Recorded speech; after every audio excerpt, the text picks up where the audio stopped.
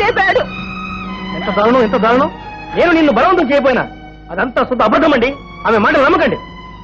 ఆ డాక్టర్తో తనకున్న సంబంధం గురించి నేనే అడిగాను. ఇలాంటి వాళ్ళు మా ఇంట్లో ఉండడానికి వీలేదు, ఖాళీ చేసిపోమన్నాను. ఆ కోపంతో ఈ నేరం నా మీద ఒప్పి ఈ నాటకం ఆడుతుందండి. కాదు, అంత అబద్ధం. చాలే ఊరుకోవమ్మా. నీ సంగతి ఎవరికి తెలియదు అనుకున్నావు? అమ్మాయికుడు నా అబ్బాయి మీద ఇలా నింద మోపుతా ఏమైనా బాగుందా? సుందరమ్మ గారు, నా మాట నమ్మండి. ఒంటరిగా ఉండటం చూసి ఇంట్లోకి అబద్ధాలు ఆడతాం. వదులు వదులన్నా వినకుండా నా చేతులు పట్టుకుని పెనుకులాడి నా వేలు నన్ను ఉంగరం లాగేసుకుందండి. ఉంగరమా? ఎంత నంగరాజు నటిస్తుంది చూసారా? కావాలంటే మీరే వెళ్ళి వెతకండి, లోపల ఎక్కడ దాచి ఉంటుంది.